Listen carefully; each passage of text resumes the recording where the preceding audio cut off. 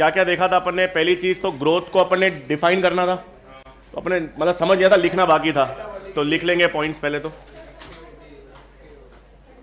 Plant growth अपन ने देखा था ना, परमानेंट इरिवर्सिबल इंक्रीज अगर हो साइज में, वॉल्यूम में या नंबर में किसी भी प्लांट पार्ट की, तो उसे अपन क्या कहेंगे? ग्रोथ। फिर अपन ने देखा था प्लांट ग्रोथ जो होती है वो इनडिटर्मिनेट होती है जनरली। इनडिटर्मिनेट का मतलब है पूरे जीवन भर चलती रहती है, अलग अलग हिस्सों पे होती रहती है, तो इसको इनडिटर्मिनेट भी कह सकते हैं, ओपन फॉर्म ऑफ ग्रोथ भी कह सकते हैं। और इसका कारण, इसके कारण कौन क्या होते हैं? मेरिस्टेम्स। प्राइमरी मेरिस्टेम्स होते हैं, वो प्लांट की लंबाई बढ़ाते हैं, यानी प्राइमरी ग्रोथ में काम करते हैं। और लैटरल या सेकेंडरी मेरिस्टेम सेकेंडरी ग्रोथ यानी प्लांट की चौड़ाई बढ़ाते हैं। तो ये पॉइंट सीखेंगे पहले। तो growth is defined as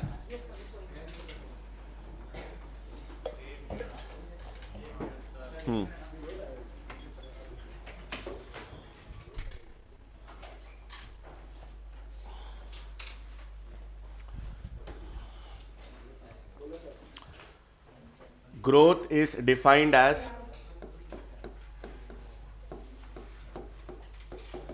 a permanent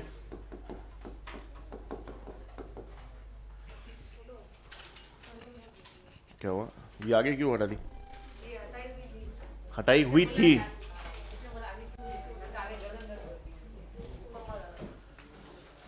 Growth is defined as a permanent irreversible increase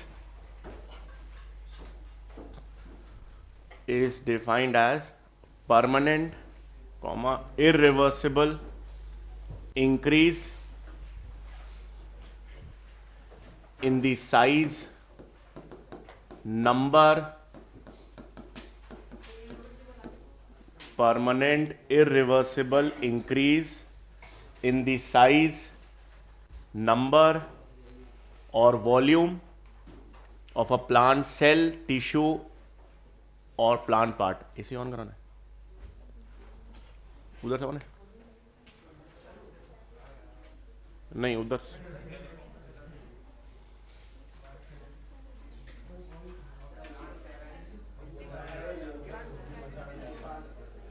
26-27 पे ठीक है।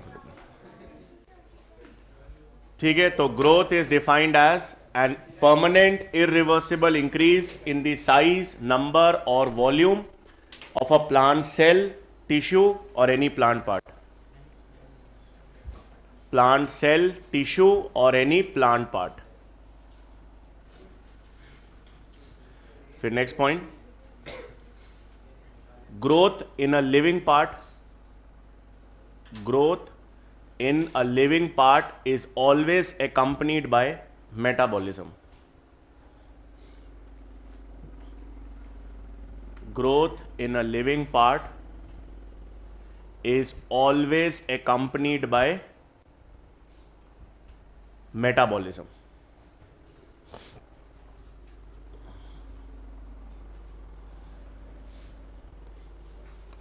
ठीक है, फिर next point,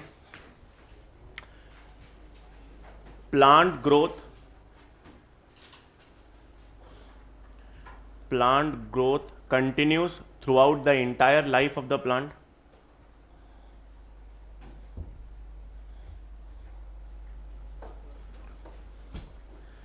Plant growth occurs throughout the entire life of the plant and is referred to as the open form of growth.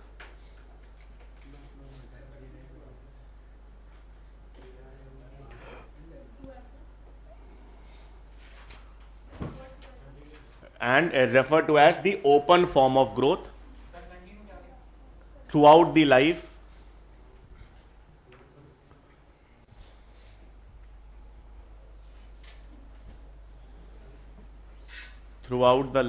and is referred to as the open form of growth and is referred to as the open form of growth.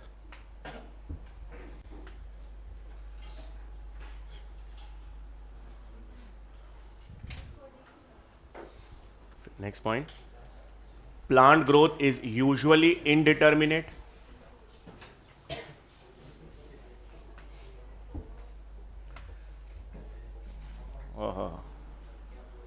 Plant growth is usually indeterminate and occurs. Plant growth is usually indeterminate and occurs due to the presence of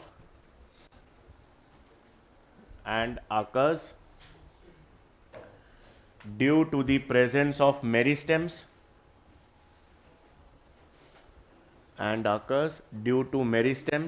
found in different regions of the plant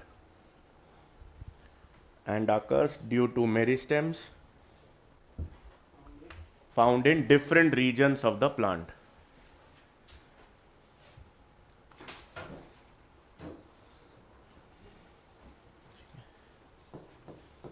फिर इसमें लिख लेंगे primary meristems, primary meristems bracket में आप लिख सकते हो apical meristems, intercalary meristems. Primary meristems bracket में apical and intercalary meristems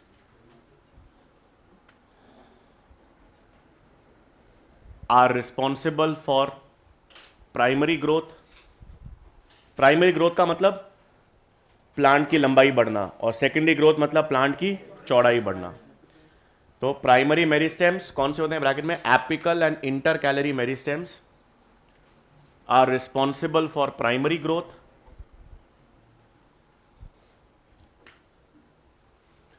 are responsible for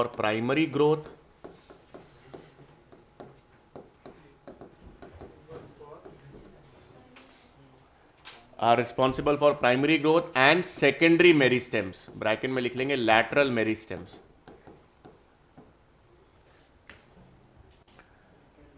and secondary meristems bracket में lateral meristems are responsible for secondary growth.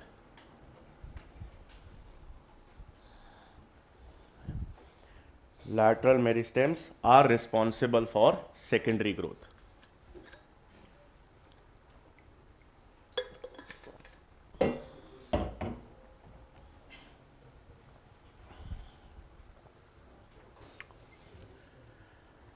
ठीक है, तो प्राइमरी और सेकेंडरी मेरिस्टेम्स प्लांट की ग्रोथ के लिए रिस्पॉन्सिबल है. फिर कौन कौन से फैक्टर्स हैं जो ग्रोथ को प्रमोट या ग्रोथ के लिए जरूरी होते हैं. तो नेक्स्ट टॉपिक है फैक्टर्स रिस्पॉन्स या factors responsible for growth.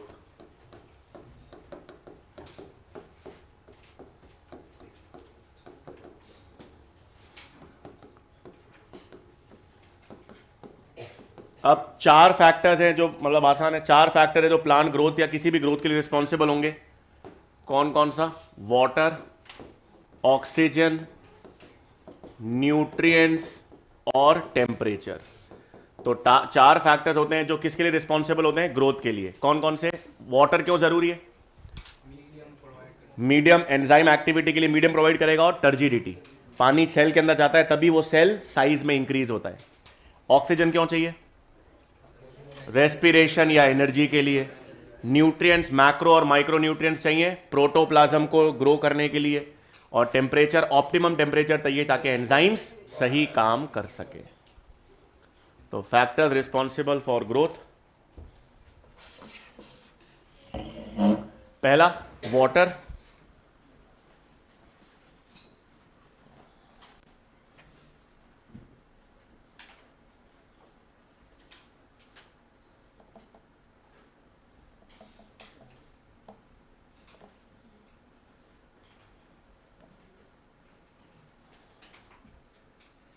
water, it is responsible, it provides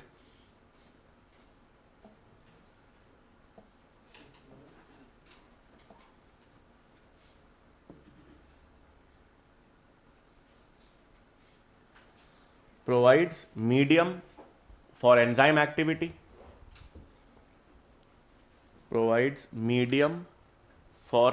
activity, and is responsible for turgidity of cells.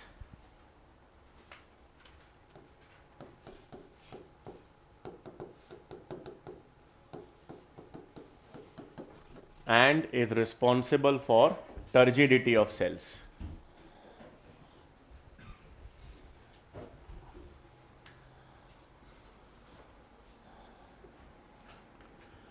ठीक है. Second, oxygen.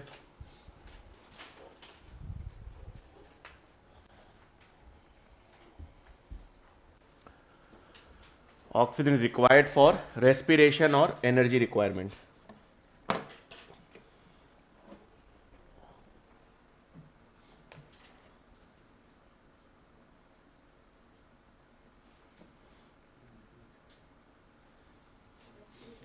Respiration or energy requirements.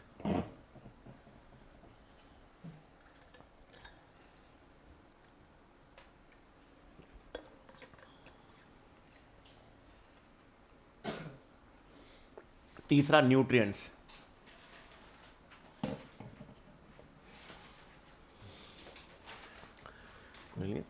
Both macro and micronutrients are required. Both macro and micronutrients are required for synthesis of protoplasm.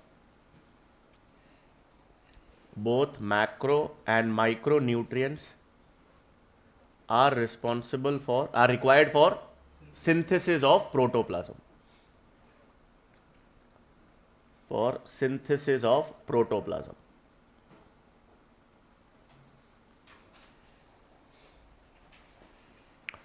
और चौथा, temperatures.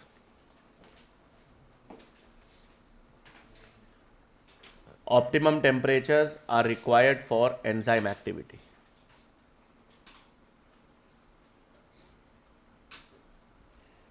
Optimum temperatures are required for enzyme activity.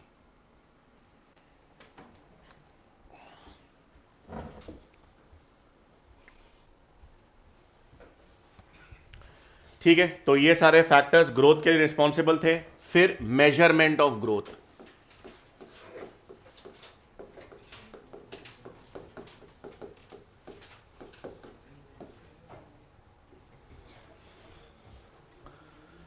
ठीक है, अब growth को major करना है, या measurement of growth में सबसे पहले जो इंस्ट्रूमेंट हम यूज करते हैं ग्रोथ को मेजर करने के लिए, उसका नाम क्या होता है? ऑक्सैनोमीटर.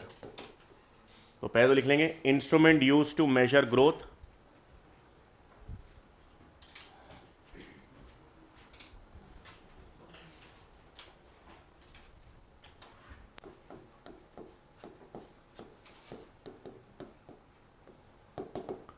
Instrument use to measure growth is auxanometer. अब देखो, ग्रोथ को आप कैसे मेजर कर सकते हो. मैं आपसे बोलता हूं कि सेल्यूलर ग्रोथ आपको पता करनी है. एक सेल ग्रो कर रहा है या नहीं, कैसे देखोगे?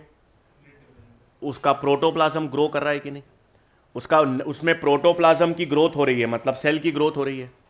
आपको पता करना है पोलन ट्यूब ग्रो कर रही है या नहीं, उसकी लेंथ देखोगे. लीफ ग्रो कर रही है या नहीं, इसका सरफेस एरिया देखोगे. सीड जर्मिनेशन हो रहा है कि नहीं, वेट बढ़ेगा.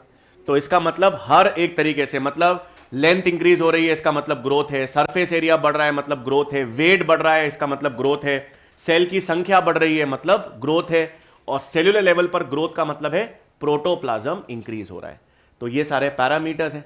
तो पैरामीटर्स में सबसे पहले तो आपके पास सिंपल आता है ग्रोथ कैसे, increase in cell number,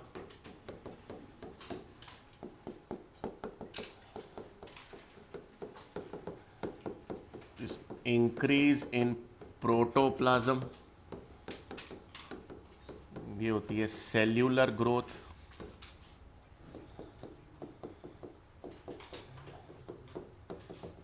increase in length. हाँ, ये यूज, इन सब के लिए यूज तो आप ऑक्सैनोमीटर करोगे.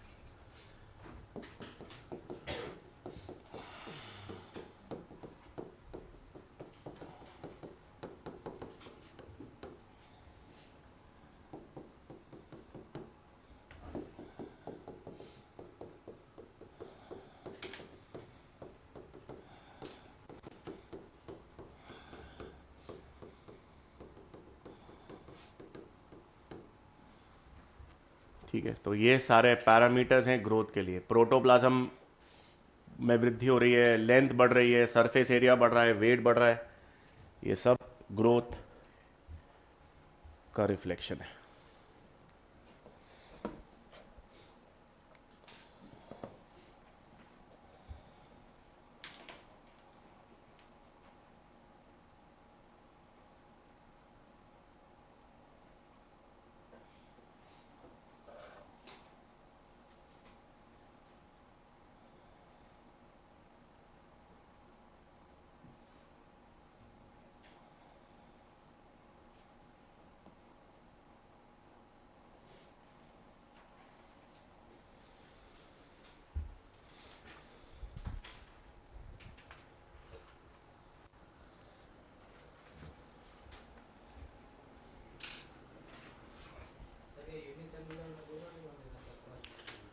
क्या क्या क्या यूनिसेल्युलर ऑर्गेनिजम्स की बात कर रहे हो? तो उसमें तो जनरली प्रोटो सेल्युलर ग्रोथ हो ही सकती है ना, सेल्युलर ग्रोथ होती है और डिवीजन से हो सकता है बाकी। ठीक है, लिख लिया ये। अब जोन्स ऑफ ग्रोथ,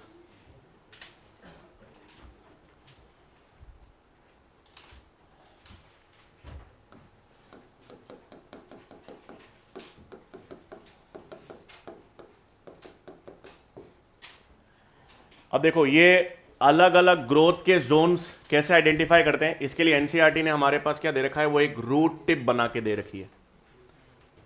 ये आपके पास एक रूट टिप है, क्योंकि रूट टिप जो होती है वो एक्टिवली ग्रो करती है, तो रूट टिप के माध्यम से क्या डिफाइन करते हैं, जोन्स ऑफ ग्रोथ। इसमें आपके पास सबसे नीचे वाला जो हिस्सा है इसे हम कहते हैं मेरिस्टमैटिक जोन या जोन ऑफ मेरिस्ट, ये मेरिस्टमैटिक जोन हो गया। इसके ऊपर वाला जोन ऑफ एलोंगेशन, और इससे ऊपर ये वाला जोन, जोन ऑफ मैच्योरेशन। तो ये तो आपको पता है 3 जोन होते हैं, लेकिन हर एक जोन का कैरेक्टरिस्टिक या डिफाइनिंग फीचर है। तो सबसे पहले तो लोकेशन है, सबसे नीचे की तरफ मेरिस्टेम है, मेरिस्टेमैटिक, उसके ऊपर एलोंगेशन, उसके ऊपर मैच्योरेशन। अब प्रॉब्लम मतलब इंपॉर्टेंट चीज क्या है, डिफाइनिंग प्रॉपर्टीज। तो मेरिस्मैटिक जोन का मतलब है इसमें, इस हिस्से में क्या प्रेजेंट है, एक्टिवली डिवाइडिंग सेल्स। जो भी सेल्स एक्टिवली डिवाइड करते हैं वो किस जोन में है, मेरिस्मैटिक जोन। तो अब सोचो, आप जो भी सेल एक्टिवली डिवाइड कर रहा है उसकी सेल वॉल मोटी होगी या पतली, थिन सेल वॉल होगी, न्यूक्लियस वेल डिफाइंड होगा, साइटोप्लाज्म की मात्रा ज्यादा होगी, और न्यूट्रिएंट ट्रांसफर के लिए प्लाज्मोडेस्माटा के कनेक्शंस भी ज्यादा होंगे। तो मेरिस्मैटिक जोन के कैरेक्टरिस्टिक या डिफाइनिंग फीचर्स क्या है, actively dividing cells, thin cell wall, abundant cytoplasm, well defined nucleus, many plasmodesmata के कनेक्शंस। फिर मेरिस्मैटिक से ऊपर आओ तो कौन सा जोन आता है, एलोंगेशन। एलोंगेशन का मतलब है इसमें सेल्स की साइज बढ़ेगी, सेल एनलार्जमेंट होगा, वैक्यूल्स बनेंगे, और साथ ही साथ सेल वॉल का डेपोजिशन चालू हो जाएगा, सेल वॉल मोटी होनी चालू हो जाएगी। इसके ऊपर कौन सा जोन है, मैच्योरेशन। मैच्योरेशन के अंदर आपको कौन से सेल्स मिलते हैं, हाईली डिफरेंशिएटेड सेल्स। अब देखो इस चैप्टर में डिफरेंशिएशन, डी डिफरेंशिएशन, ये सब दे रखा है, रीडिफरेंशिएशन, लेकिन हम लोग डिफरेंशिएशन, डी डिफरेंशिएशन, रीडिफरेंशिएशन इस चैप्टर में नहीं पढ़ते, वो प्लांट एनाटॉमी में पढ़ेंगे, क्योंकि वहीं पर वो एग्जैक्टली काम आता है। बट अभी के लिए डिफरेंशिएटेड का मतलब क्या है, एक मैंने कहा एक डिफरेंशिएटेड सेल है, इसका मतलब वो डिवाइड नहीं कर रहा, वो एक स्पेसिफिक काम कर रहा है। इसका उल्टा मतलब जो सेल डिवाइड कर रहा है, केवल डिवाइड कर रहा है, उसको अभी नहीं पता क्या करना है, अनडिफरेंशिएटेड। मेरिस्मैटिक जोन में होते हैं undifferentiated cells which are actively dividing, लेकिन कोई स्पेसिफिक फंक्शन नहीं है। धीरे धीरे जब वो डिवीजन खो देते हैं और एक स्पेसिफिक फंक्शन कैरी आउट करते हैं, तो उसको क्या कहते हैं, डिफरेंशिएशन। तो जहां पर एक्चुअल में सेल्स डिवाइड नहीं कर रहे हैं, एक स्पेसिफिक काम कर रहे हैं, पानी एब्जॉर्ब करने का काम कर रहे हैं, वो जोन कौन सा होगा, मैच्योरेशन। यानी कौन से सेल्स होंगे, डिफरेंशिएटेड सेल्स, मतलब इनका एक स्पेसिफिक फंक्शन होगा, और फंक्शन कैरी आउट करने के हिसाब से उनमें मॉडिफिकेशंस होंगे। इसका मतलब अगर रूट हेयर का काम है वाटर एब्जॉर्ब करना, तो उनका काम है, उनका स्ट्रक्चर कैसा होगा, सरफेस एरिया को बढ़ा देंगे। ट्रैकिड्स और वेसल्स का काम क्या था, जाइलम में पानी को खींचना, पुल करना, तो इसके कारण उनका प्रोटोप्लाज्म डेड हो जाएगा और उनके लिग्निन सेल्यूलोज की सेल वॉल जो है वो पानी को खींचने का काम करेंगी। तो इसका मतलब हर सेल की बनावट, हर सेल का स्ट्रक्चर किस पे निर्भर करता है? उसके काम पर। जिस तरह का काम है उस तरह के प्रोटोप्लाज्म मॉडिफिकेशंस और उस तरह की सेल वॉल थिकनिंग्स किस हिस्से में मिलेंगी? मैच्योरेशन जोन में। तो सवाल आ जाए, cells with protoplasmic modifications, cells with cell wall thickenings will be observed in maturation. Vacuoles का फॉर्मेशन, सेल एनलार्जमेंट वाला हिस्सा एलोंगेशन, पतली सी cell wall, abundant cytoplasm, plasmodesmata connections, meristematic zone. Root hairs maturation zone में, ये लिखेंगे अभी अपन। Root hedge आपको सब कहां मिलेंगे? जहां काम हो रहा है। रूट हेज का काम है सरफेस एरिया बनाना, ज्यादा वाटर एब्जॉर्ब करना, तो फंक्शन वाला हिस्सा कौन सा हो गया? मैच्योरेशन। ये बना लो पहले तीनों, फिर अपन लिख लेते हैं जोन्स ऑफ ग्रोथ।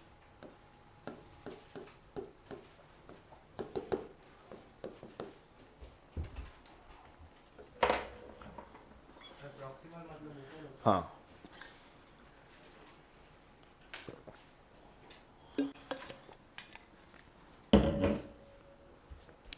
प्रॉक्सिमल का एक्चुअल मतलब दूर और नहीं होता। प्रॉक्सिमल का मतलब वैसे होता है पास, डिस्टल का मतलब होता है दूर, लेकिन रेफरेंस होना चाहिए। जैसे मेरिस्मैटिक के प्रॉक्सिमल एलोंगेशन, एलोंगेशन के प्रॉक्सिमल मैच्योरेशन, ये एनसीईआरटी देगा। बाकी जैसे मेरा हाथ है, मेरे हाथ में शोल्डर, जो शोल्डर के प्रॉक्सिमल हिस्सा कौन सा है? आर्म, और डिस्टल हिस्सा कौन सा है? पाम। तो पाम दूर है, डिस्टल है, तो मैंने रेफरेंस पॉइंट किया था शोल्डर, इसके हिसाब से।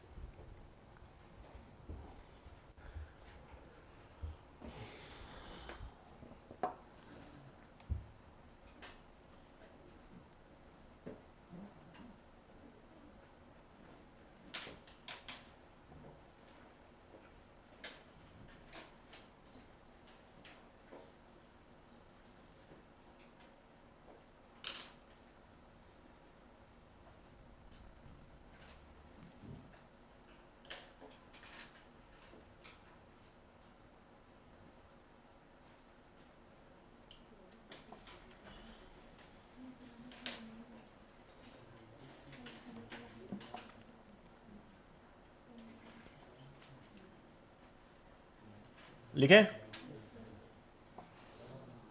3 जोन्स में पहला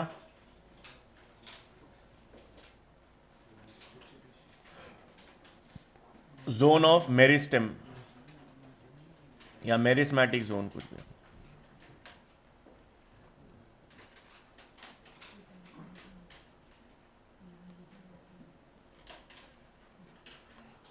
ठीक है, this zone has actively dividing sales,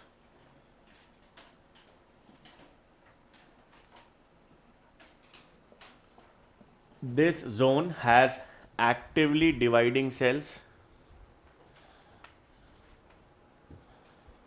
characterized by,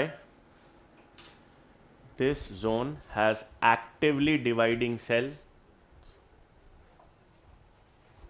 characterized by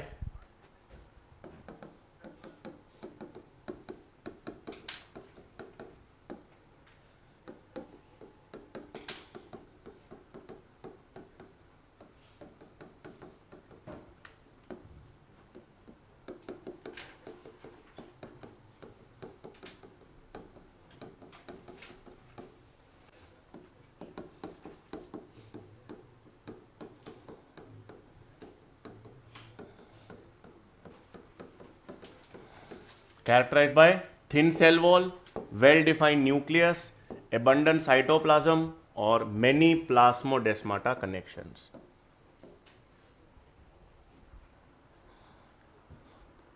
Actively dividing cells characterized by thin cell wall, well defined nucleus,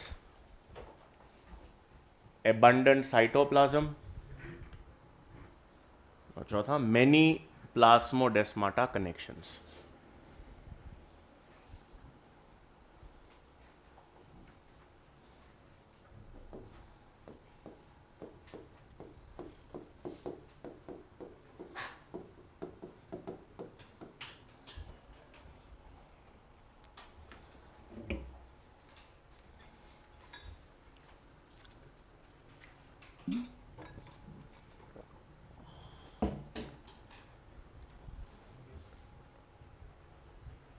फिर नेक्स्ट जोन ऑफ एलोंगेशन,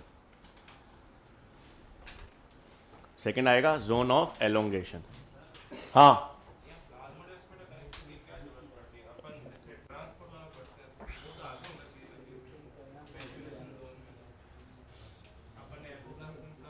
हाँ, नहीं तो एपोप्लास्ट और सिम्प्लास्ट में तो पानी को अपन को एक जगह से दूसरी जगह पर पहुंचाना था।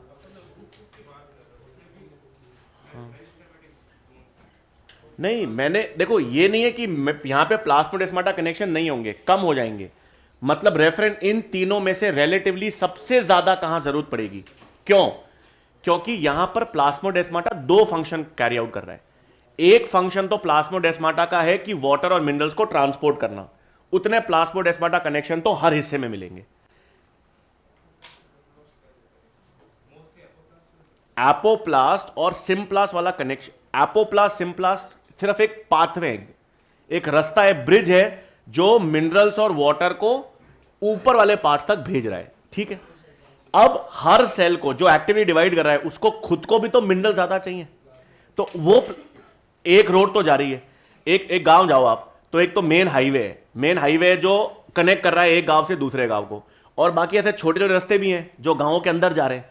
तो जो एक्टिवली डिवाइडिंग सेल्स है उनको डिवाइड करने के लिए न्यूट्रिएंट चाहिए, तो वो छोटे छोटे रास्ते बहुत सारे और प्लाज्मोडेस्माटा कनेक्शंस उनको न्यूट्रिएंट सप्लाई करते रहेंगे। तो इसलिए रिलेटिवली इन सब में से सबसे ज्यादा कनेक्शन किस में मिलेंगे? मेरिस्मेटिक, क्योंकि सबसे ज्यादा न्यूट्रिएंट की जरूरत किसको है? इनको, मेरिस्मेटिक। फिर next zone of elongation, this region is characterized bye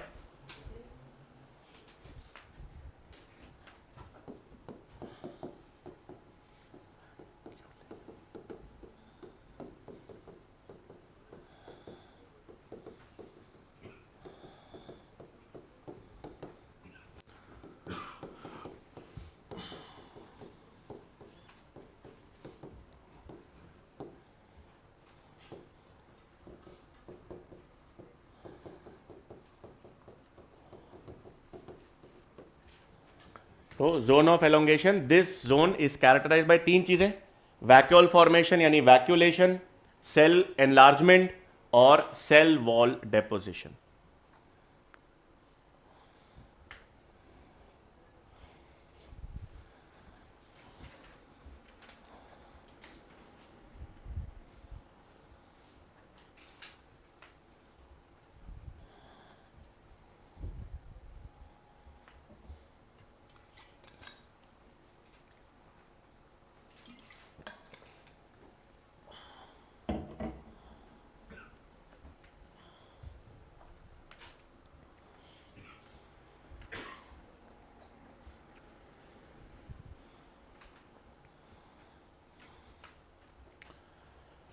और तीसरा आ जाएगा zone of maturation.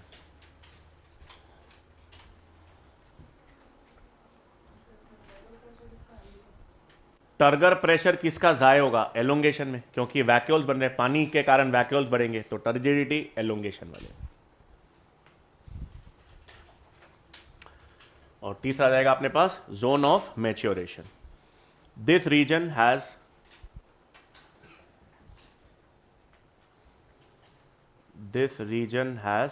differentiated cells, differentiated non-dividing cells, ऐसे कर, this region has differentiated non-dividing cells, differentiated non-dividing cells characterized by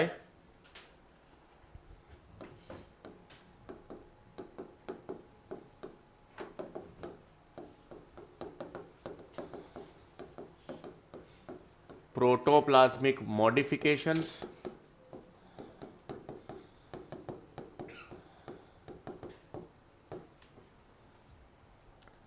characterized by protoplasmic modifications and cell wall thickenings,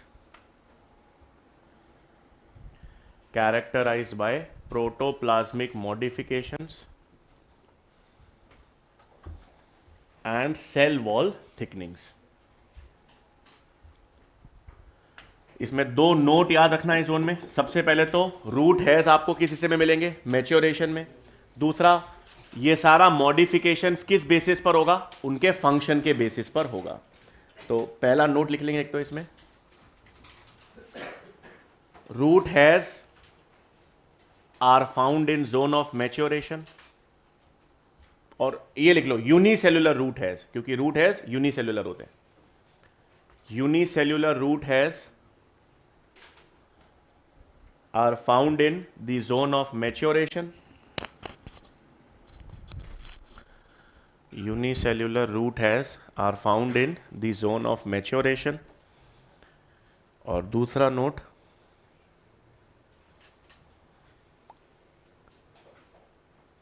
the protoplasmic and cell wall modifications,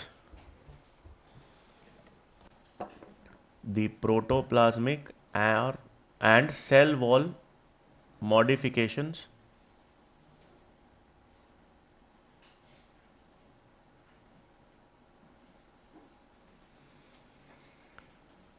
are based on the function।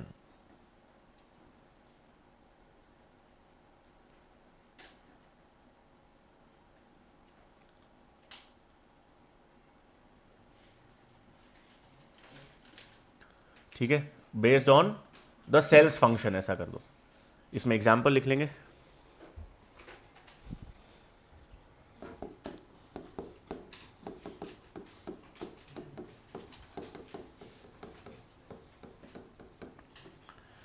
इसमें example में xylem vessels and tracheids,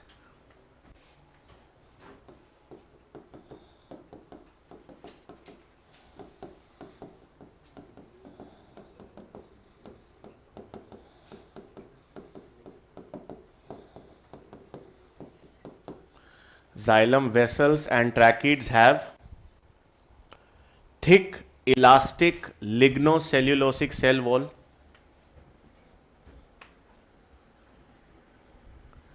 Xylem vessels and tracheids have thick elastic lignocellulosic cell walls to pull water under tension। To pull water under tension मतलब negative या positive pressure, कौन सा? पुल हमेशा negative. Xylem vessels and tracheids have thick elastic lignocellulosic cell wall to pull water under tension and have no protoplasm। And have no protoplasm।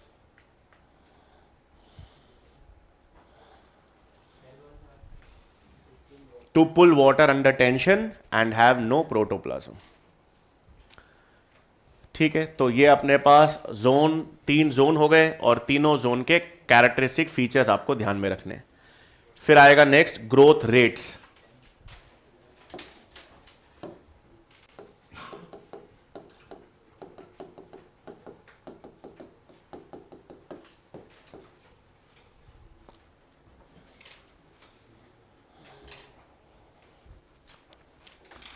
अब देखो, plant में growth rate 2 तरह की अपन पढ़ेंगे।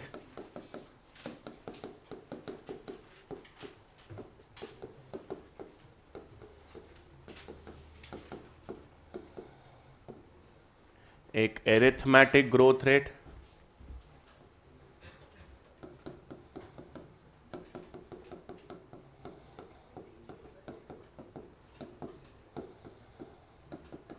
Exponential growth rate.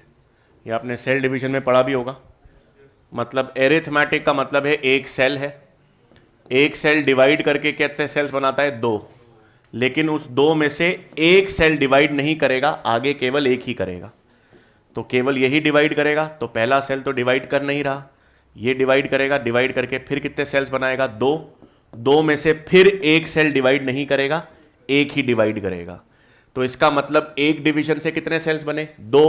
2 डिवीजन से कितने बने? 3। 3 division से कितने बने? 4। मतलब अगर n नंबर ऑफ सेल्स हैं, n नंबर ऑफ सेल्स के लिए एरिथमेटिक डिविजन्स कितने होंगे? n-1 डिविजन्स होंगे। ये एरिथमेटिक ग्रोथ रेट है। इसका जब हम ग्राफ बनाते हैं,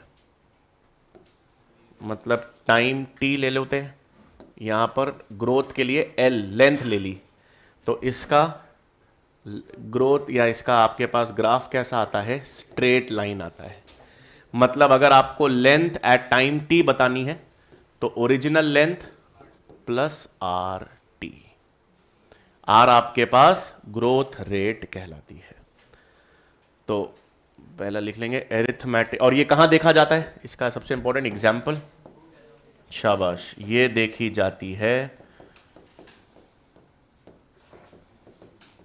रूट एलोंगेशन में। यूं का यूं बना लो आप इसको, है हाँ, चार्ट के फॉर्म में बना लो इसको पूरा। एल इज लेंथ,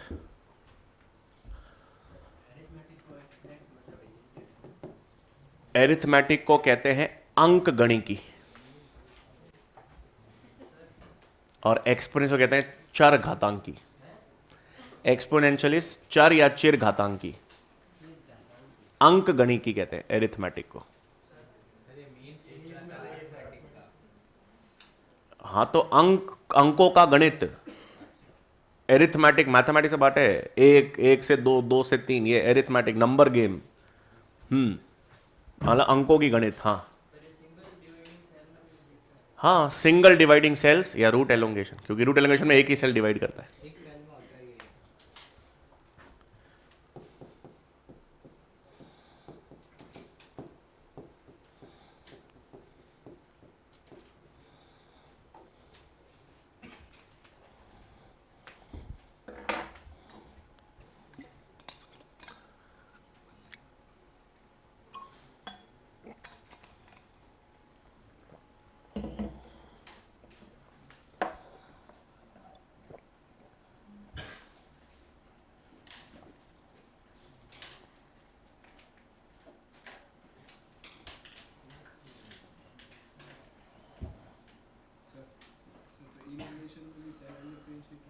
हाँ, डिफरेंशिएटेड मैच्योरेशन वाले हिस्से में।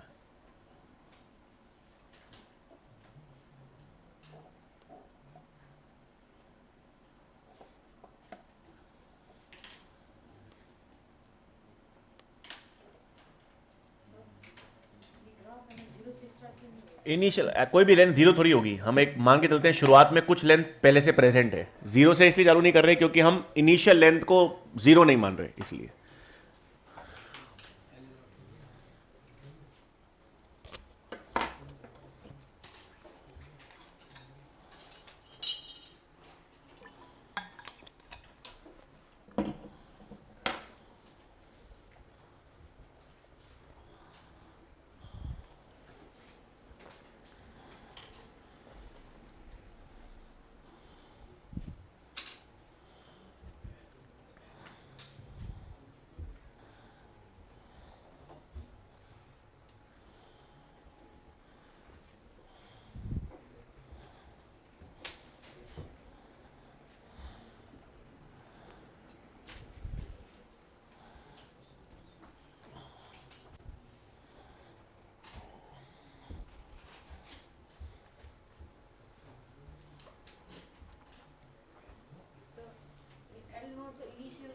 हाँ, L O is original length और एल टी टाइम टी पर, टी के बाद नहीं, टी पर, टी के बाद क्या, एल टी प्लस वन थोड़ी है। मतलब L O is original length और L T is length at time T. तो ये एरिथमेटिक ग्रोथ रेट है। एरिथमेटिक ग्रोथ कहां पर देखी जाएगी, मेनली रूट एलोंगेशन में, या जब सिंगल सेल डिवाइड करता है। यहां पे आप लिख सकते हो, यहां पे एरिथमेटिक रेट में only a single cell divides।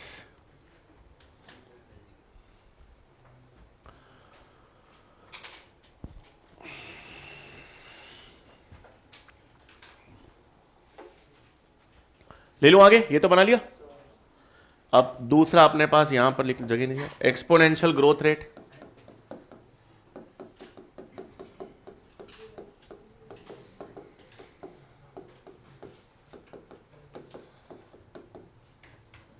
अब देखो, एक्सपोनेंशियल ग्रोथ रेट में आपके पास नॉर्मल होता है, एक सेल है, डिवाइड करता है, कितने सेल्स बनते हैं, दो। आगे दोनों डिवाइड करते हैं, 4, चारों डिवाइड करते हैं, 8, आठों डिवाइड करेंगे 16, 16 से 32। इसका मतलब एक्सपोनेंशियल में जब आपको टोटल नंबर ऑफ सेल्स निकालने हैं तो 2 की पावर n, जिसमें n is number of exponential divisions. तो एक्सपोनेंशियल डिवीजन का मतलब अगर 2 डिविजन हैं तो 4, 6 है तो 64, 7 है तो 128, 8 है तो 256 एंड सो ऑन। तो हाँ 512, 1024, सही, बस 48। तो अब इसका जब हम ग्राफ बनाते हैं, टी टाइम और यहां पर डब्ल्यू एनसीईआरटी ने वेट ले लिया, तो इसका ग्राफ हमारे पास आता है सिग्मोइड या एस शेप्ड। और यार अपना ज्यादातर जो ग्रोथ मॉडल्स होते हैं प्लांट्स में, एनिमल्स में, ह्यूमंस में, ज्यादातर ग्रोथ मॉडल कौन सा मॉडल फॉलो करते हैं? एक्सपोनेंशियल। लेकिन इसमें 3 फेजेस आपको ध्यान में रखने। इनिशियल फेज जब ग्रोथ धीरे होती है, जब नया अडेप्ट होता है एनवायरनमेंट में ऑर्गेनिज्म, उसे कहते हैं लैग फेज। लैग फेज का मतलब है अभी ऑर्गेनिज्म या सेल नए एनवायरनमेंट के लिए अडेप्ट कर रहा है। उसके बाद जब वो मैक्सिमम ग्रो करता है तो उसे कहते हैं लॉग फेज। लॉग फेज को एक्चुअल में ही हम क्या कहते हैं? Exponential phase. It is the phase of maximum growth. और उसके बाद न्यूट्रिएंट सप्लाई जब कम होने लग जाती है तो आपके पास कौन सा फेज आ जाता है? स्टेशनरी। स्टेशनरी का मतलब है अब न्यूट्रिएंट्स कम होने लग गए हैं। कौन सा फेज है? Stationary phase. तो मैक्सिमम ग्रोथ लॉग फेज है। इसका इक्वेशन आपके पास यहां पर E मतलब E क्या होता है? Base of natural logarithm.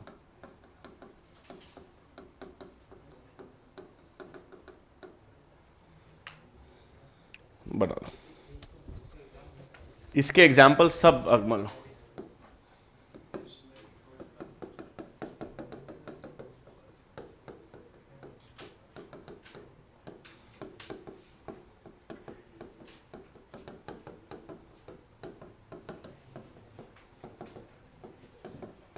मतलब रूट एलोंगेशन को छोड़कर कोई भी प्लांट पार्ट आ जाए यही आएगा।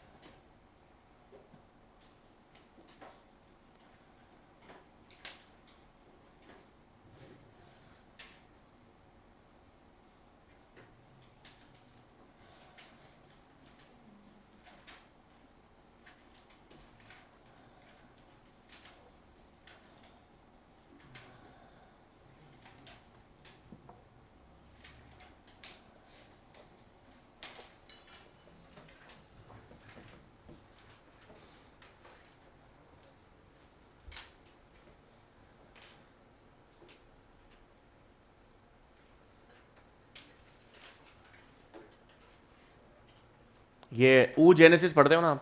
oogenesis में जब मियोसिस 1 होता है तो उसमें एक तो सेकेंडरी oocyte बनता है और एक पोलर बॉडी बनती है। पोलर बॉडी ह्यूमंस में आगे डिवाइड नहीं करती, बाकी एनिमल्स में वो डिवाइड कर सकती है। ठीक है, मैच्योरेशन जोन में ग्राफ काम नहीं करेगा। मैच्योरेशन जोन का मतलब है जब डिवीजन नहीं देखा जा रहा। ये सब मेरिस्टमैटिक जोन की बात हो रही है जहां डिवीजन है और एलोंगेशन में। तो मैक्सिमम ग्रोथ वाला फेज कौन सा हो गया? लॉग फेज या एक्सपोनेंशियल फेज। लिख लिया? अच्छा, किसका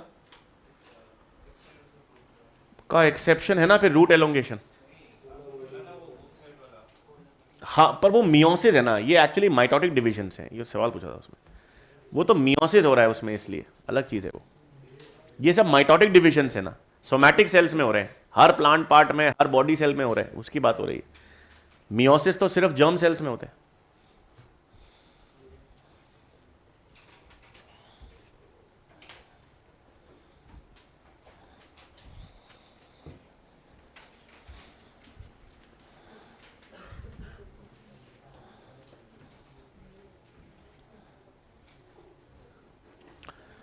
ठीक है भाई, फिर लिखेंगे heading absolute and relative growth rates.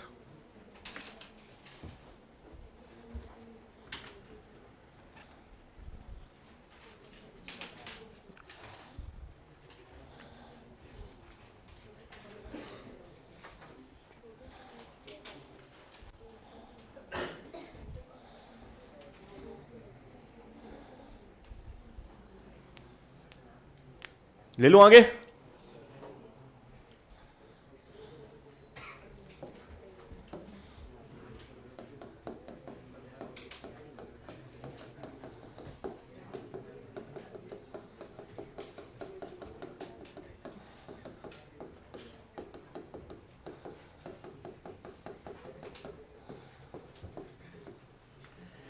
Absolute and relative growth rate आसान है बहुत। एनसीईआरटी में 2 एग्जाम्पल दे रखे हैं पत्तियों का सरफेस एरिया के हिसाब से। ये दे रखा है, इसका एरिया है 5 सेंटीमीटर स्क्वायर, फिर ये ग्रो करती है, ग्रो करने के बाद इसका 10 सेंटीमीटर स्क्वायर हो जाता है। फिर ये तो पहला केस है। दूसरे केस में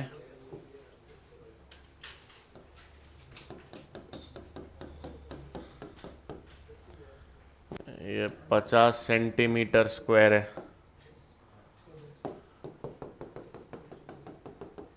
फिर ये बढ़ के हो जाती है 55 सेंटीमीटर स्क्वायर। ये दूसरा केस है। अब हमको पता है, बहुत सिंपल है, ये देखो एब्सोल्यूट ग्रोथ रेट को मैं AGR ले रहा हूं। एब्सोल्यूट ग्रोथ रेट को मैं क्या कहता हूं? AGR। एब्सोल्यूट ग्रोथ रेट कैसे निकालते हैं अपन? Final minus initial. तो इसमें फाइनल कितनी है? 10। इनिशियल कितनी थी? 5। तो एब्सोल्यूट ग्रोथ रेट कितनी हुई? 5 सेंटीमीटर स्क्वायर। सेकेंड केस में भी आपके पास एब्सोल्यूट ग्रोथ रेट देखो सेम ही रहेगी, final minus initial. 55 minus 50, 5 centimetre square. तो एब्सोल्यूट ग्रोथ रेट तो दोनों में सेम है, लेकिन रिलेटिव ग्रोथ रेट कैसे निकालते हो? रिलेटिव ग्रोथ रेट को final minus initial upon initial into 100 भी निकाल सकते हो आप। तो यहां पर आपके पास 10 माइनस 5 अपॉन 5, यानी आपके पास कितनी हुई? 100%। इंटू 100 करेंगे 100% हुई। और सेकेंड केस में आपके पास relative growth rate 55 minus 50 upon 50, 550 into 100 कितनी हो गई आपके पास? 10%। तो दोनों की एब्सोल्यूट ग्रोथ रेट तो सेम है, लेकिन रिलेटिव ग्रोथ रेट डिफर करती है।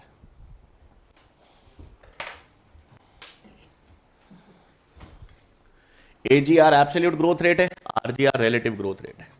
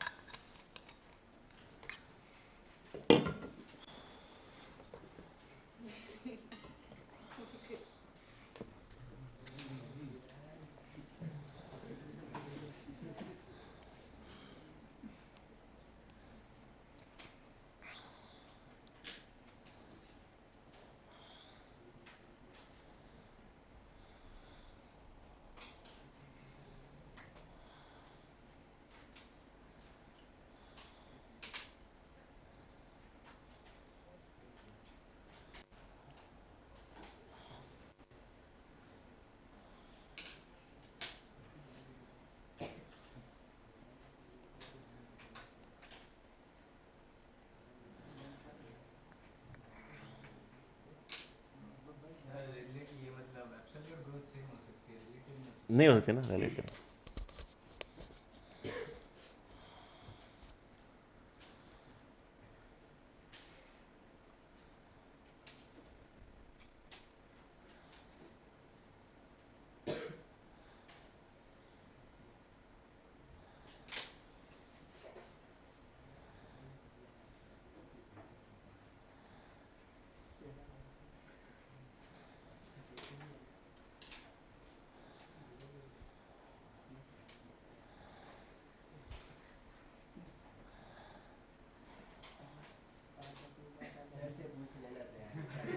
क्या हुआ?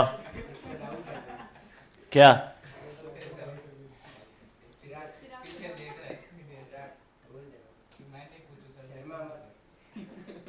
पूछे चिराग जी।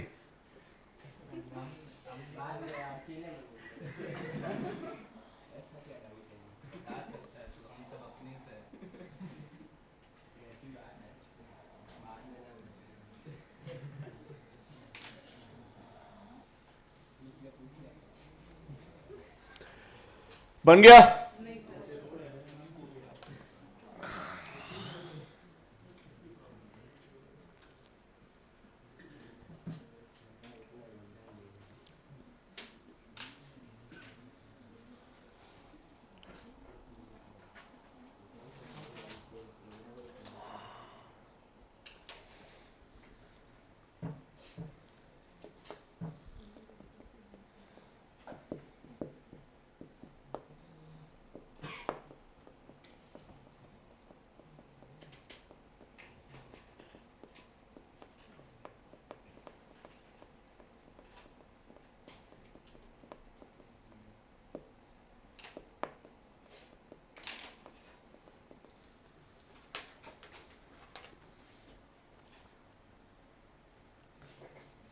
फिर नेक्स्ट आएगा हेडिंग प्लास्टिसिटी।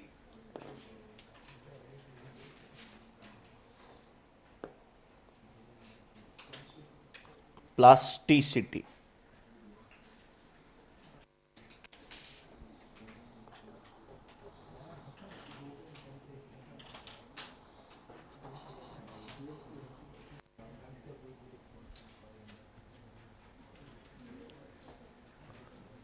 लिख लिया? हो गया डन?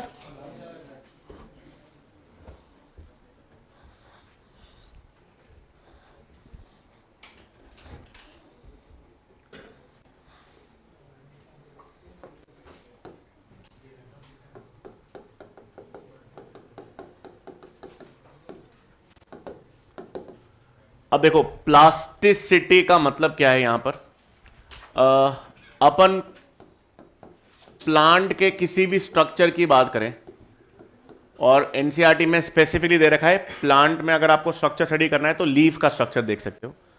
तो कोई भी प्लांट का स्ट्रक्चर जो होता है वो मेनली दो चीजों पे निर्भर करता है। एक तो वो निर्भर करता है एनवायरमेंटल फैक्टर्स पर, और दूसरा वो निर्भर करता है डेवलपमेंटल स्टेजेस पर। तो कोई भी प्लांट का स्ट्रक्चर है वो किस पे निर्भर करेगा? एनवायरमेंटल फैक्टर्स पर और डेवलपमेंटल स्टेजेस पर। तो जैसे जैसे डेवलपमेंटल स्टेजेस चेंज होंगे, मतलब प्लांट जब यंग होगा या जुवेनाइल होगा तो अलग डेवलपमेंटल स्टेज है, प्लांट जब बड़ा हो जाएगा एडल्ट स्टेज में पहुंच जाएगा तो अलग डेवलपमेंटल स्टेजेस हैं। तो जैसे जैसे डेवलपमेंटल स्टेजेस चेंज होंगे या जैसे जैसे एनवायरमेंटल फैक्टर्स चेंज होंगे, वैसे वैसे प्लांट के स्ट्रक्चर में भी वो चेंज या वेरिएशन देखा जाएगा, और उस चेंज या वेरिएशन को ही क्या कहते हैं? प्लास्टिसिटी कहते हैं। इसमें दो एग्जांपल्स आपको ध्यान में रखने हैं। इसका मतलब प्लास्टिसिटी दो तरीके की हो गई। एक तो एनवायरनमेंट में चेंज होने के कारण जो प्लांट स्ट्रक्चर में चेंज आ रहा है उसको क्या कहेंगे? Environmental plasticity. और दूसरा डेवलपमेंटल स्टेजेस में चेंज आने के कारण जो प्लास्टिसिटी आ रही है उसे कहेंगे डेवलपमेंटल प्लास्टिसिटी। दोनों में एनसीईआरटी में लीफ का स्ट्रक्चर चेंज हो रखा है। हां, एक कोई भी प्लांट पार्ट ले लो, जैसे धनिया ले लो, कोरिएंडर। धनिया जब पैदा होता है तो उसकी पत्तियों का शेप बहुत छोटा छोटा सा होता है, और जब वो बड़ा हो जाता है तो उसकी पत्तियों का आकार भी बढ़ जाता है। तो इसका मतलब डेवलपमेंटल स्टेजेस चेंज होने के कारण उसकी पत्तियों के स्ट्रक्चर में चेंज आया, तो उस चेंज आने को क्या कहेंगे? प्लास्टिसिटी। दूसरे एग्जाम्पल्स में आपके पास जैसे बटर कप होता है, अगर उसको पानी में रखो एक्वेटिक एनवायरनमेंट में तो उसके पत्तियों का शेप अलग होगा, और उसको अगर आप टेरेस्ट्रियल हैबिटेट में ग्रो करो तो उसके पत्तियों का शेप अलग हो जाएगा। तो एनवायरनमेंट चेंज करने पर पत्तियों के स्ट्रक्चर में चेंज आ रहा है, उसे क्या कहेंगे? Environmental plasticity. तो लिख लेंगे इसमें, प्लास्टिसिटी में लिखेंगे सबसे पहले the plant structure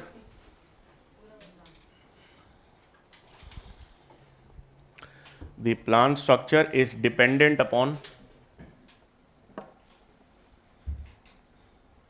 plant structure is dependent upon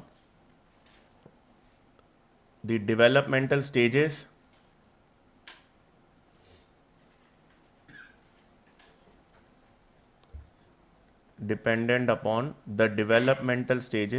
and the environmental factors.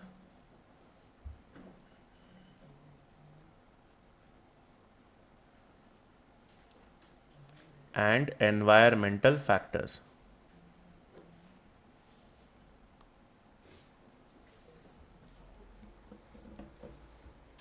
Thus, any change in the developmental stages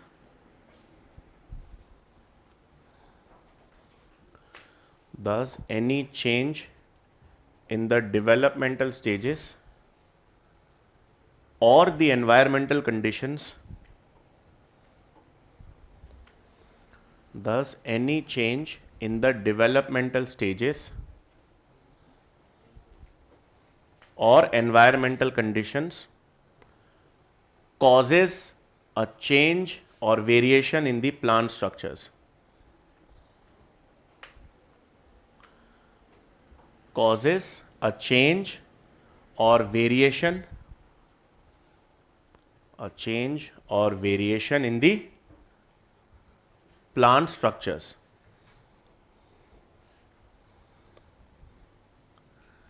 This is called plasticity.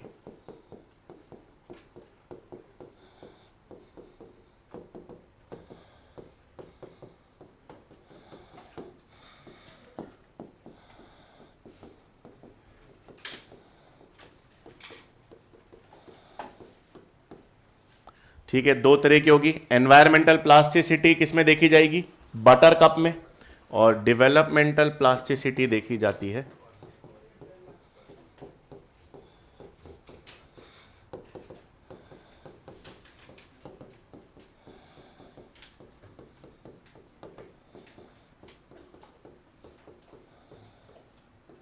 Cotton, coriander और लाक्स पर।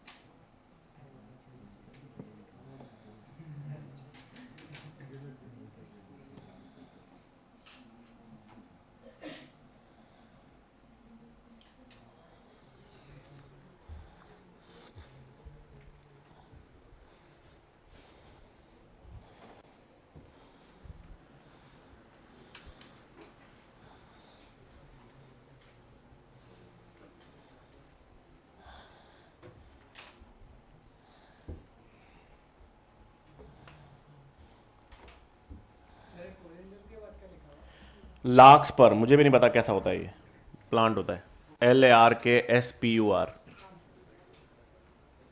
लार्क्स पर।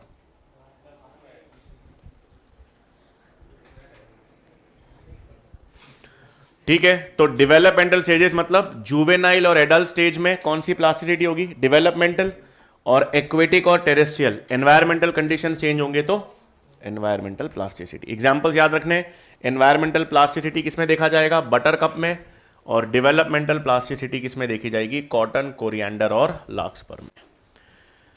ठीक है, अब हेडिंग डाल देंगे फिर नेक्स्ट, फोटोपीरियोडिज्म, नहीं फोटोपीरियोडिज्म और वर्नलाइजेशन।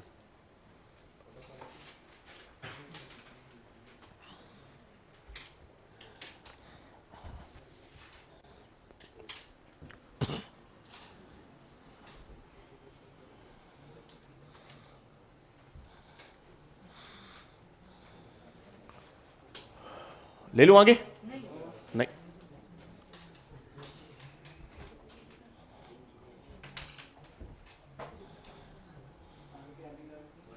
Photo periodism.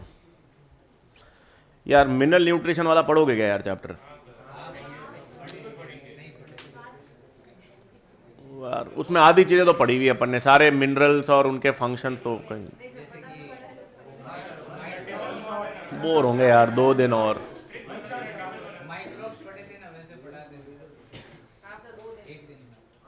नहीं, मिनरल न्यूट्रिशन खत्म तो अपन एक दिन में ही करेंगे, मतलब 2 दिन में। मिनरल न्यूट्रिशन ज़्यादा हैवी नहीं, मतलब बेटर ऑप्शन मैं ये कह रहा हूँ कि उसकी मैं स्लाइड ले आऊँ तो जल्दी खत्म हो जाएगा यार।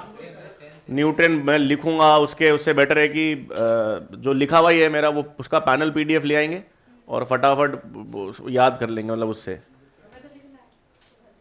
हाँ तो आपको तेज लिखना पड़ेगा, 2 दिन आपको थोड़ा सा ऐसे हाथ तेज चलाने पड़ेंगे। मिनरल न्यूट्रिशन खत्म कर लेंगे अपन, फिर अपन ह्यूमन फिजियोलॉजी चालू कर देंगे। ह्यूमन फिजियोलॉजी में 2 चैप्टर हुए हैं, तो बाकी वाले चैप्टर अपन कर लेंगे ह्यूमन वाला। मिनरल न्यूट्रिशन बहुत बोर है, मतलब उसमें लिखने जाएंगे तो बोर हो जाएंगे, जैसे इसमें हो रहे हैं पीछे इसमें।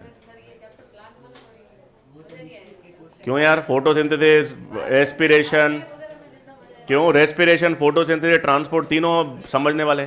ग्रोथ वाला तो अब इसमें अब याद ही रखने पड़ेंगे आपको, क्या करेंगे चीजें, ठीक है ना। हेट्रोफिली का मतलब ही होता है लीफ के स्ट्रक्चर में चेंज होना, ठीक है। अब फोटो पीरियोडिज्म,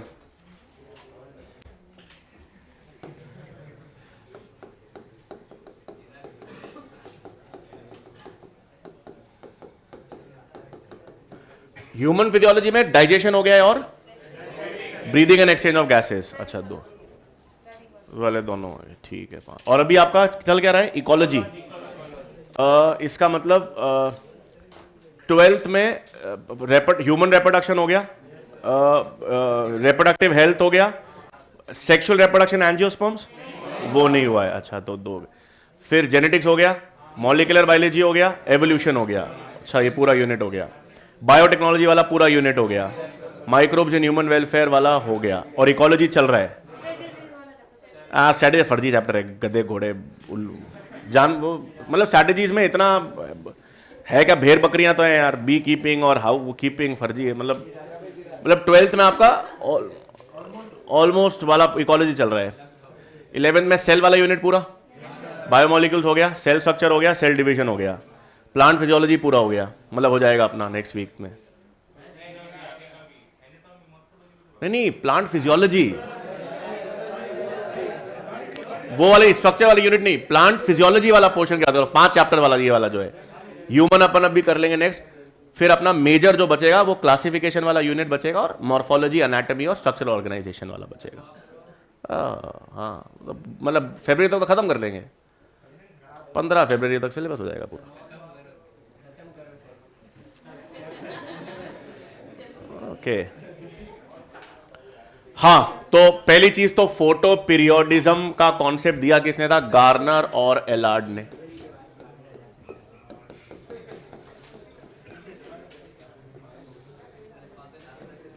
ठीक है, फोटो पीरियोडिज्म का कॉन्सेप्ट ब्रैकेट में लिख लेंगे, गिवन बाय गार्नर एंड एलार्ड।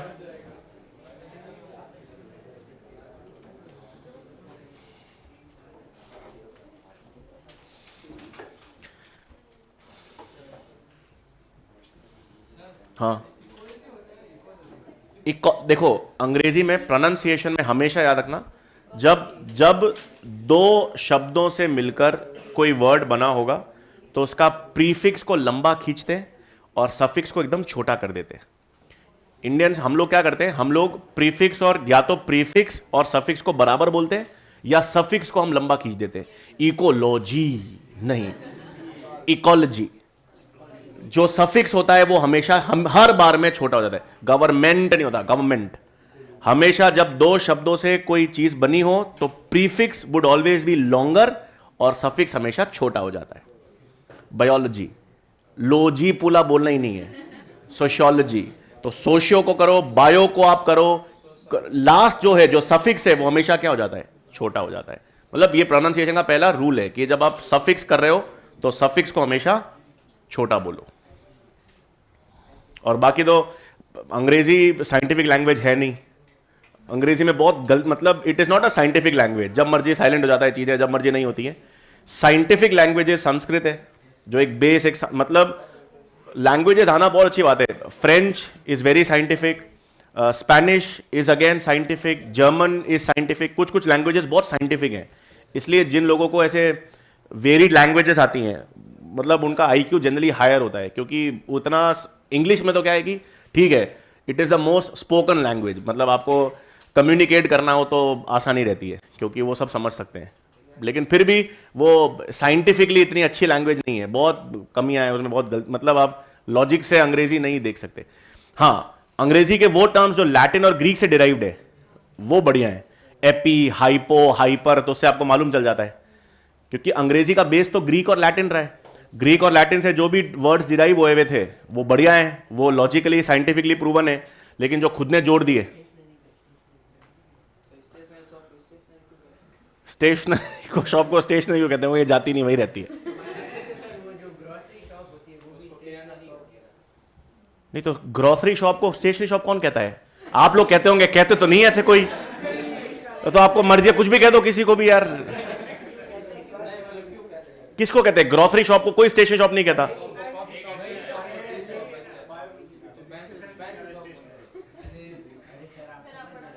नहीं, मैं नहीं समझ रहा सीरियसली।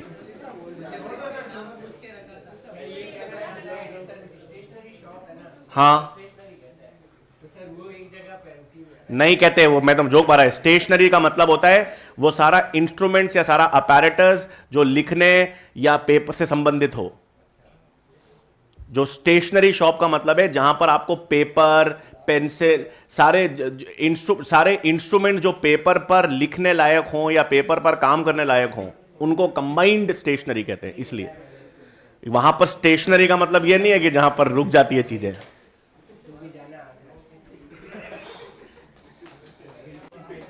इसलिए कहता हूं, इसलिए ना आदत, आप लोगों की सबसे खराब आदत है कि आप लोगों ने ऐसे ना रीडिंग हैबिट आपकी जीरो हो गई। अकेडमी नहीं कुछ, मतलब आप जीवन में ना इस उम्र में ना जो चीज हाथ में है उसको पढ़ना चाहिए। मतलब न्यूज़पेपर्स हो, कोई भी किताब हो, कोई इंट्रीग, वैसे अपने क्यूरियोसिटी डेड हो गई है। मतलब जानने की चाह तो है ही नहीं कि यार ये क्यों हुआ, ये अब ये आज है, आज मैं पूरा सर्च मारता हूँ या इसको ऐसे स्टडी करता हूँ कि ये क्या क्या चीजें हैं। खत्म ही हो गया, रीडिंग हैबिट ही नहीं रही, आदत, पढ़ने की आदत ही छूट गई।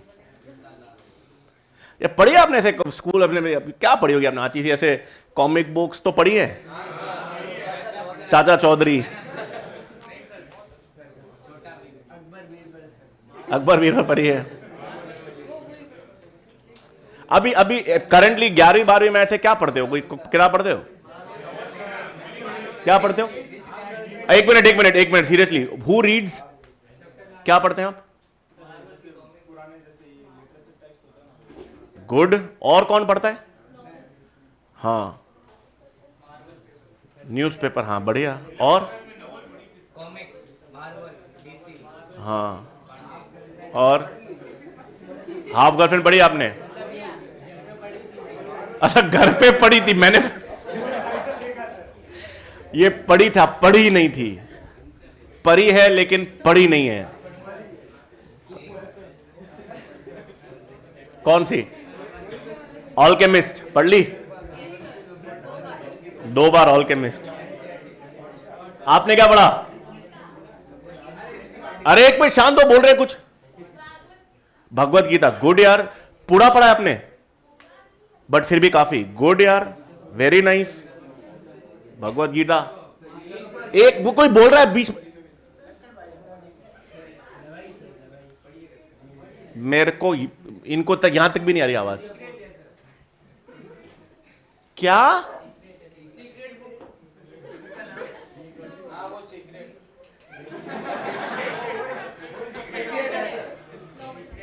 सीक्रेट नॉवल है? कौन है राइटर, ऑथर कौन है?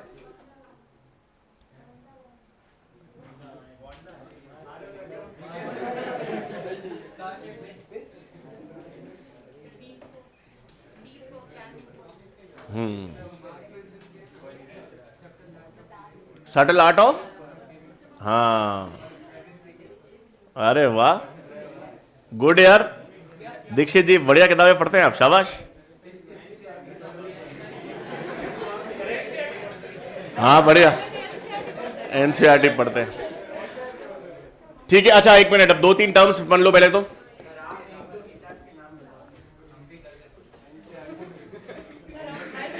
यार मेरे को ऐसे मेरा मेरा फेवरेट ऑथर डैन ब्राउन है।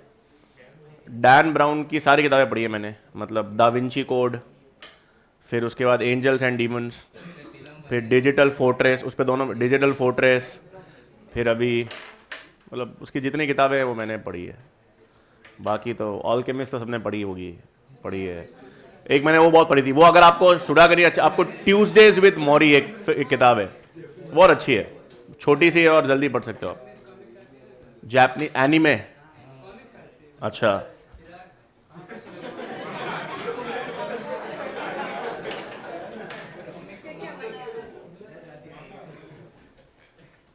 गुड यार। ये फेरी टेल्स पढ़ी है सबने? ये Thumbelina, Cinderella, Snow White and Seven Dwarfs, कुछ नहीं, गलीवर्स ट्रैवल, पिनो, गलीवर ट्रैवल तो पढ़ी है, शर्लॉक होम्स, पिक्चर,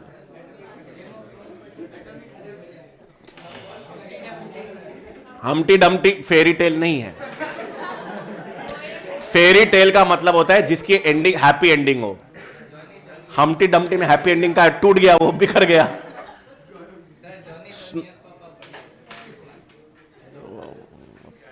वो क्या होती है? हाँ पोएम नहीं होता, पोम, हाँ पोम, ई हल्का सा ई बोलते हैं। पोएम, पोएम सुनाऊं क्या? पोएम ई नहीं बोला जाता, ई एकदम कम बोलते हैं, नहीं के बराबर। हाँ तो बेर ही होता है, तो बहुत सारे बोलते हैं। वो देखो वो,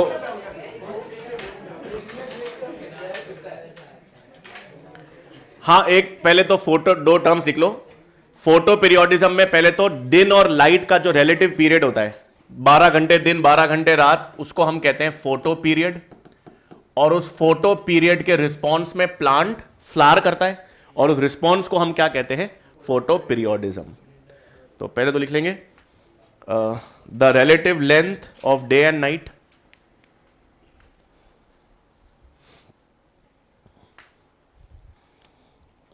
the relative length of day and night is called photoperiod.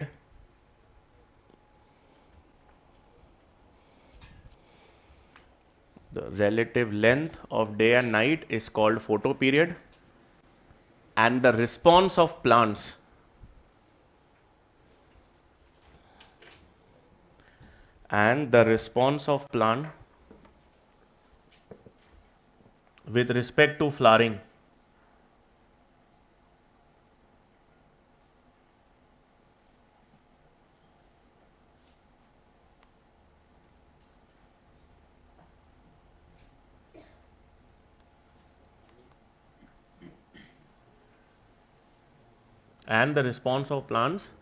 with respect to flowering is called photoperiodism.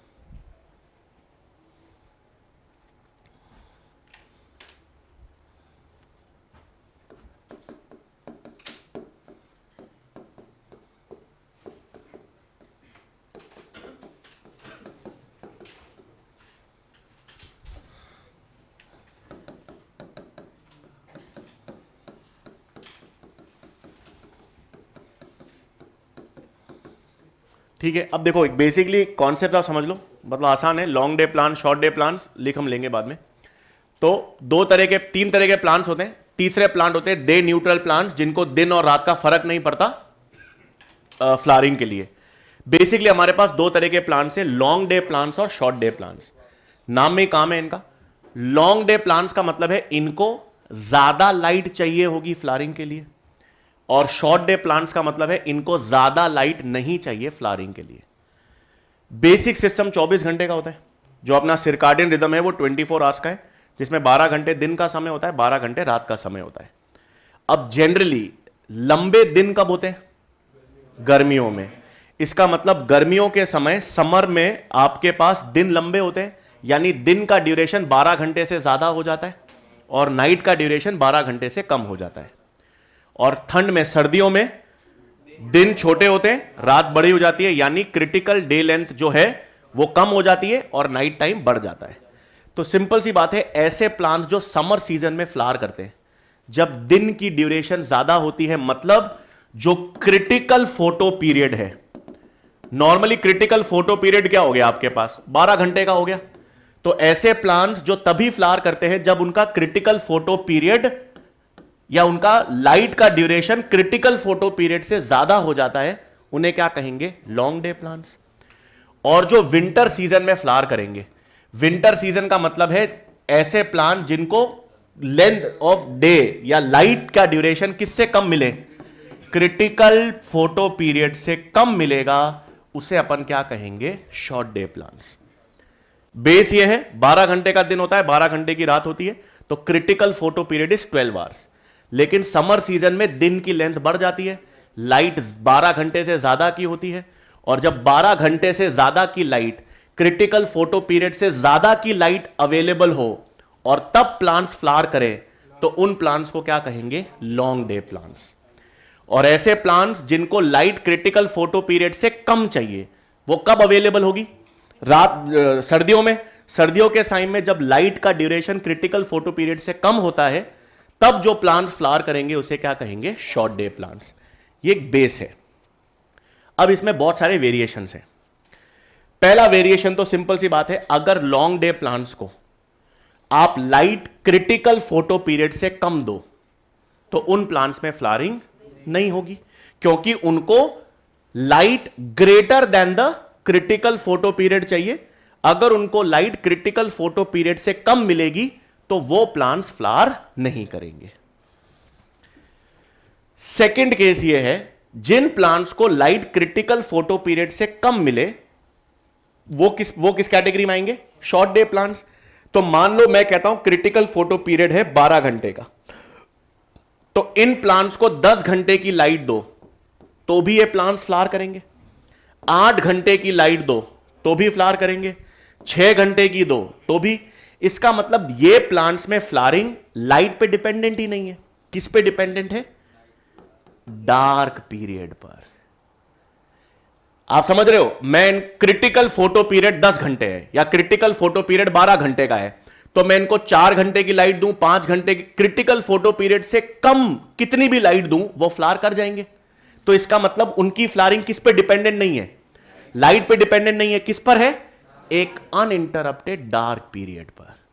और उस कंटिन्यूस डार्क पीरियड पर ही ये फ्लावर करते हैं, इसलिए इनको क्या कहते हैं?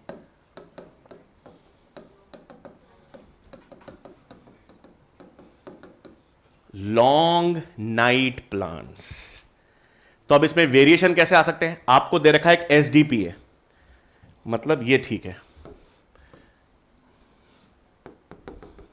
ये मेरे पास क्रिटिकल फोटो पीरियड है,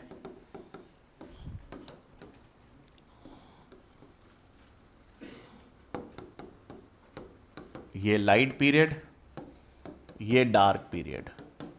मैं प्लांट कौन सा दे रहा हूं? एसडीपी। इस केस में ये फ्लावर करेगा? बिल्कुल करेगा, क्योंकि क्रिटिकल फोटो पीरियड से लाइट कम है और अनइंटरप्टेड डार्क पीरियड है। ये मैंने लाइट की ड्यूरेशन बढ़ा दी, अब ये फ्लावर करेगा? नहीं करेगा, क्योंकि इसका डार्क पीरियड आपने इंटरप्ट कर दिया। तीसरा केस,